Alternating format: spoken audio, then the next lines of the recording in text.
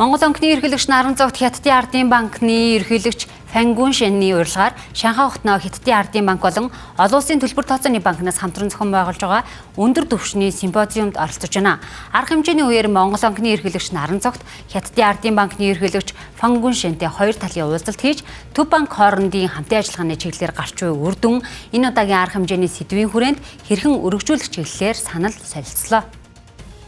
Дэлхийн эдийн засаг санхүүгийн зах зээлд геополитикийн эрсдэл, худалдааны бодлогын өөрчлөлт, хөрөнгийн урсгалын савлгаа нэмэгдэж байгаа энэ үед зохион байгуулж байгаа тус симпозиумд BIS, Хятадын Ардын банк болон дэлхийн тэргүүлэх төв банкуудын удирдлагуудаас гадна олон улсын банк санхүүгийн байгууллагын төлөөлөл оролцож, дэлхийн санхүүгийн зах зээлийн төлөв, хөрөнгө оруулалтын стратеги болон олон улсын мөнгөний системийн хөгжлийн талаар бодлогын хэлэлцүүлэг өрнүүлж санал солилцож байна. Симпозиумын хүрээнд төв банкны ерөнхийлөгч нарын дунд хэлэлцүүлэг болж Монгол банкны ерөнхийлөгч Наран Зогт оролцлоо. Тэрээр дэлхийн эдийн засгийн шинэ сорилтын үед санхүүгийн доктортой байдлыг хангах чиглэлд Монгол банкнаас хэрэгжүүлж байгаа арга хэмжээ, санхүүгийн зах зээлийг хөгжүүлэх бодлогын чиглэл, төв банкуудын хамтын ажиллагааны талаар байр сууриа илэрхийллээ.